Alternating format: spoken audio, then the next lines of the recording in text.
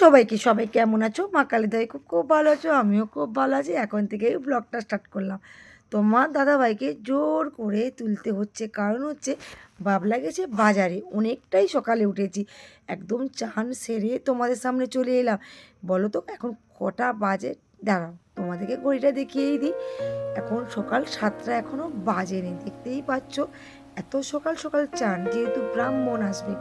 হঠাৎ ইচ্ছে করলো কালকে যে আজকে পূর্ণিমার পুজো করব, যেহেতু পূর্ণিমার পুজো এখন আর সবসময় হয়ে ওঠে না।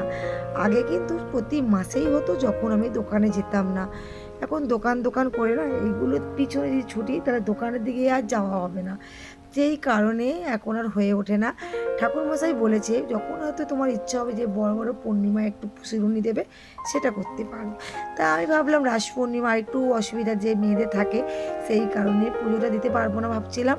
কিন্তু তারপরে চিন্তা করলাম না, পুজোটা দেওয়াই যেতে পারে বলে ঠাকুরমশাইকে কালকে যখনই ফোন করলাম, ঠাকুরমশাই বললো 8টা ছাড়া তার টাইম হবে না। কি করব, 8টা বলেছে। বাবলাকে বললাম, বাবলা তুই সকাল সকাল উঠেই বাজার করবি, এপাশে আমি বাসন টাসন মেজে লুচি আর একটু সুজি করে নেবো। আর ঠাকুরের গঙ্গা জল নিয়ে প্রত্যেকটা জায়গায় একটু করে দিয়ে দিচ্ছি, আর ছড়িয়ে নিয়েছি। চলো বন্ধুরা, আমি একটু চটপট করে ময়দাটা মাখিয়ে নিই লুচির জন্য। যেহেতু লুচি আর সুজি বানাচ্ছি, তোমাদেরকে বললাম একটু আগে। হ্যাঁ, আজকে কিন্তু খুব একটা বেশি কিন্তু ঠাকুরের ভোগ করিনি। লুচি কিন্তু 200 ময়দার করেছিলাম, আর করেছিলাম সুজি। চলো বন্ধুরা, ঝটপট করে এইগুলো বানিয়ে নিয়েছি। তার আগেই কিন্তু পুরো কাজটাকে আমার কমপ্লিট করতে হবে। ঝটপট করে একটা নারকেল ভেঙে নিলাম। নারকেলটা পাঠিয়েছিল আমার মাদের গাছের নারকেল, বেশ বড়। চলো বন্ধুরা, নারকেলটাকে কিরকম কুটছি দেখো। চিড়ে বাতাসা নারকেল কোড়া দিয়ে একদম বাবলার কাছেই দিয়ে দিলাম।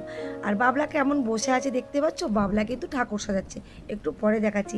এখন আমি বানাচ্ছি শিরুনি। শিরুনি খেতে না আমার ভীষণ ভালো লাগে।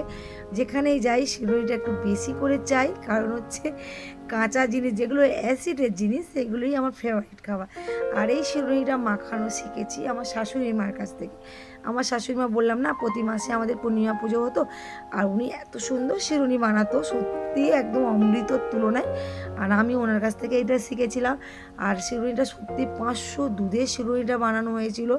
যতজনই খেয়েছিল সবাই বলেছিল শিরুনিটা কে মাখিয়েছে বৌদি? আমি বললাম আমি। বলছে বেশ সুন্দর। এদিকে শিরুনি মাখাতে মাখাতে ঠাকুরমশাই চলে এসেছি, 8টা বেজে গেছে যেহেতু। আর 8টার মধ্যে এখন আর কাজ হয়ে ওঠে বলো? আমি যে মানুষ ঘুম থেকে ওঠেই 8টায়, তার 8টার মধ্যে সব কিছু কমপ্লিট ভাবা যায়? যাই পার হোক, ঠাকুরমশাই এসছে আর আমার কিন্তু পুরো কাজটাই কমপ্লিট হয়ে গেছিলো। এই যে আর একটা ব্রাহ্মণ, আমাদের কচি ব্রাহ্মণ। চলো বন্ধুরা, ও আর আমি দুজনে মিলেই একদম জোগাড় যান্ত্রিক করেই বসে পড়েছি। ও ঠাকুরটাকে সাজিয়েছে, আমি এপাশে সব কিছু জোগাড় করে নিয়েছি। একে দুয়ে তাড়াতাড়ি হয়ে গেছিলো। হ্যাঁ, ছেলেটা কিন্তু, আমার ছেলে প্রচুর ঠাকুর ভক্ত, আমার থেকে বেশি। আর ঠাকুরমশাই এসেই কিন্তু একদম পুজোয় বসে পড়ে।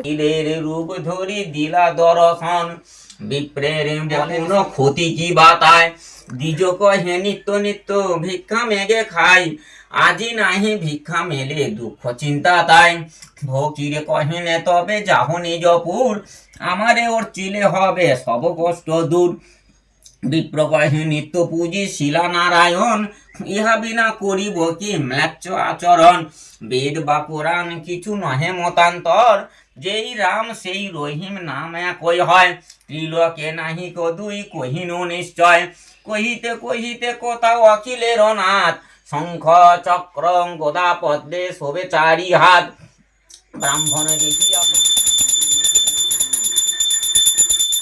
এই ঠাকুর মশাইটা বেশ সুন্দর পুজো করে, অনেক দিন থেকেই পুজো করে, মানে 5-6 বছর তো হবেই। চলো বন্ধুরা, এবার পুজো হয়ে গেছে। ঠাকুরমশাইকে বললাম প্রসাদ খেতে, ঠাকুরমশাই তো নাই বললো অনেক জায়গায় পুজো আছে। চলো সবাইকে একটু করে প্রসাদ দিলাম। এই যে কাকুটা খাচ্ছে না, ইনি কিন্তু আমাদের দেশবাড়ি বাড়ি। উনি আমাকে মামি ডাকে, ওনাকে আমি কাকু ডাকি। যাই পারে, উনি হসপিটালে এসেছিলো আউটডোরে ডাক্তার দেখাতে। আর ইনি কিন্তু আমাদের কালী পুজোর সময় বাসে হরি হয়, ওই কারণে ওনার নাকি আমাকে খুবই ভালো লাগে। যখনই আসে আমার সঙ্গে দেখা করে। অনেক করেই বললাম যে তুমি খেয়ে যাও, রান্না করছি, শুনলই না, চলেই গেল একটু প্রসাদ খেয়ে। যাই পারো, চলো বন্ধুরা, আমি ঠাকুরের সব বাসনগুলো একে একে মাজলাম। দেখলে মাজতে মাজতে তোমার দাদাভাই আমাকে ফোন করেছে যে সেই আলমারিটা রং হয়ে গেছে, ঢুকবে। যাই পারে হোক বাবা, ওর আলমারিটা ঢুকছে শান্তি, জামাগুলো সবার উপরে কাঁড়ি হয়ে আছে। চলো বন্ধুরা আলমারিটা কেমন কালার হয়েছে তোমাদেরকে দেখাই। আলমারি কি কালার করেছে এখনো দেখিনি, নাকি রং করতে বলেছিল জানি না, কিন্তু কি রং করেছে আসুক তারপর দেখবো। হ্যাঁ দৌড় ধরছি। আমার যাদের এদিক থেকে আবার সব কিছু সরিয়ে আলমারি ঢোকানো হচ্ছে, বলো না এই আলমারিটা যে কি কষ্ট দেয় সবাইকে বলার মতো না। নাজেহাল করে দিয়েছিল বেরোনোর সময়, তার থেকে বেশি ঢোকার সময় করছিল, বলো না 4 জন একটা আলমারি ধরে আসছে। এবার রং হয়ে গেছে, বাবু কেন ঢুকতে চায়, এবার জন্য আরও বেশি কষ্ট হয়েছিল।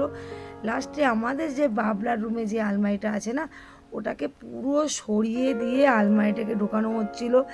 বলো না আমাদের জায়গাটা খুবই সরু, মানে দরজাটা, আর যেদিনকার দরজাটা করে মানে যেটা আমরা যেখান থেকে বেরোই, এটা তো আমার যাদের এ পাশটা, যেদিক থেকে বেরোই সেদিকে দরজাটা এমনই করেছিল। সেই দিন আমরা কলকাতায় গেছিলাম, আর মিস্ত্রিদের কাছে না তোমরা সব সময় যখনই যে কাজ করো মানে ওখানে থাকতে হয় মেন জায়গার সময়, না হলে তোমাকে কিন্তু উল্টোপাল্টা কাজ করে দিয়ে চলে যাবে, যেমন আমাদের করে দিয়েছিল।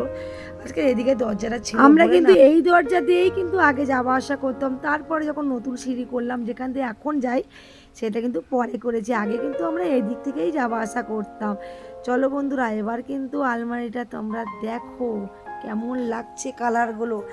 আমার তো কালারটা ভীষণ সুন্দর লেগেছে, মনে হচ্ছে যেন একদম নতুন আলমারি। কেউ বলবে যেটা পুরনো আলমারি, হ্যাঁ সারাতে নিয়েছিল আর রং করতে নিয়েছিল 3700 টাকা। তোমরা অবশ্যই জানিয়ে তো যে বেশি নিয়েছে কি কম নিয়েছে। আমার তো খুব ভালো লেগেছে, আমার দাঁত বার করানো দেখেই নিশ্চয়ই তোমরাও বুঝতে পারছো যে আমি খুব খুশি। চলো বন্ধুরা এইসব করতে করতে রান্নার কথা ভুলে গেছিলাম, এখন বাজে দুপুর 12টা। যাই পারো আজকে তো নিরামিষই হবে। মেনুতে ছিল মুগের ডাল নারকেল দিয়ে, ফুলকপি গাজর দিয়ে তরকারি, আর ছিল আলু।